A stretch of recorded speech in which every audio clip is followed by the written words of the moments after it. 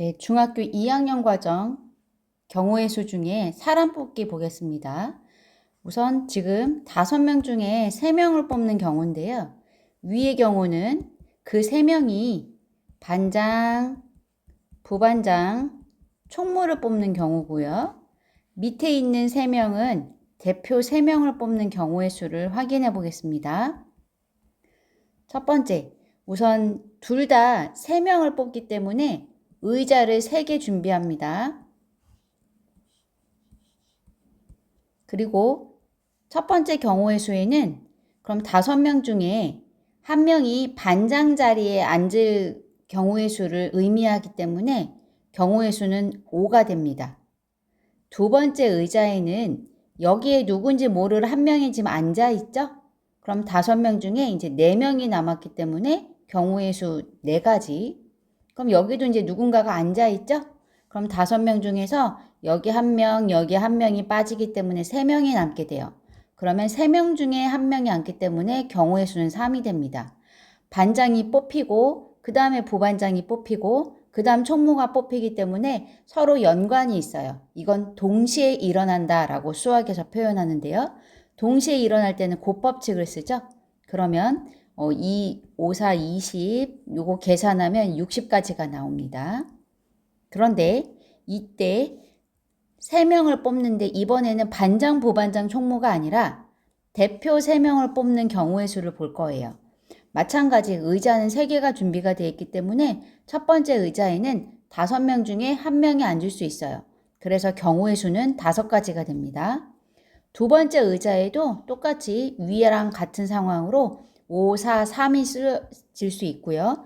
동시에 일어나기 때문에 곱법칙을 사용할 수 있습니다. 그런데 여기서 3명, 예를 들어서 A, B, C를 볼게요. 그러면 대표 3명이기 때문에 A, B, C가 뽑히나 A, C, B가 뽑히나 B, A, C가 뽑히나 B, C, A나 C, A, B나 C, B, A나 똑같이 대표 3명이 됩니다. 그러면 얘하고 얘하고는 경우의 수가 다른 게 아니에요. 그러면 얘 전체가 한 가지 경우의 수가 되는 거죠. 네, 그러면 총 얘를 계산하면 얘가 60가지가 나오는데 이 60가지 중에서 이렇게 중복이 되는 것들이 있기 때문에 이것만큼을 제거해 줘야 돼요. 그런데 우리 친구들이 조금 헷갈릴 수 있지만 빼기가 아니라 그러면 요 6가지를 나누기를 해줘서 총 10가지가 나오게 됩니다. 그럼 이때 요 6가지의 의미는 제가 이렇게 써보니까 이 6가지가 결국은 A, B, C를 일렬로 세우는 경우의 수에 해당이 돼요. 그렇다면 앞으로는 5명 중에서 3명을 뽑을 때는 5 곱하기 4 곱하기 3을 하시고 거기에 3명만큼을 일렬로 나열한 경우의 수만큼 나눠서 계산하시면 10가지로 풀이를 하도록 하겠습니다. 그럼 우리 친구들은 지금 크게 이 2가지를 구분할 수 있어야 돼요.